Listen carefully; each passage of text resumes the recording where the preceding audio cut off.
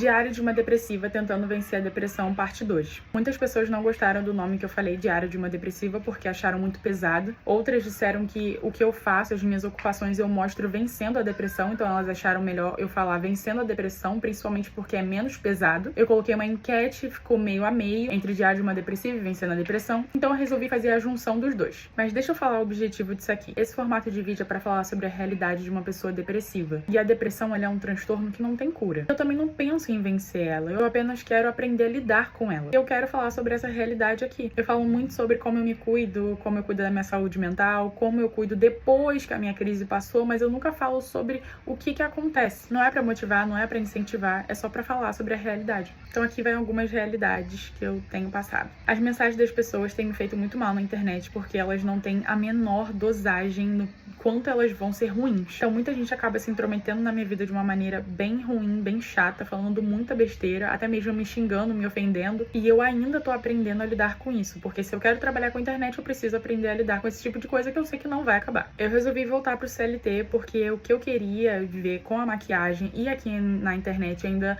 não supre de fato as necessidades das minhas contas pra eu pagar. Isso me dói bastante porque eu tava gostando de trabalhar com a internet e como maquiadora. Gostaria muito de investir em outros cursos, sabe, de aperfeiçoamento de maquiagem e pra outras áreas, como por exemplo design de sobrancelha, mas eu não tenho dinheiro pra pagar e os cursos gratuitos eu não consegui passar no sorteio. Eu não tenho cliente suficiente pra pagar as minhas contas. E aqui na internet, depois que eu parei de fazer os vídeos CLT, as pessoas simplesmente pararam de assistir os meus vídeos, de gostar dos meus vídeos. Eu não recebi do YouTube porque eu não tenho nenhum mínimo ainda, porque você precisa do valor mínimo pra pagamento e eu não atingi esse mínimo. TikTok nem se fale, porque eu recebo cada vez menos depois que eu saí do CLT. E as visualizações lá, se vocês forem ver, o engajamento caiu muito. Então as pessoas gostavam da minha realidade como CLT, mas agora mostrando a minha realidade depressiva, tentando trabalhar pra mim mesma. E isso as pessoas não gostam muito, pelo visto. Então eu preciso voltar pro CLT pra eu pagar a conta. Isso me deixa muito triste porque muitas pessoas disseram que eu tenho muito potencial e que eu não deveria voltar pro CLT, que era pra eu continuar tentando, mas ao mesmo tempo eu fico pensando, tá,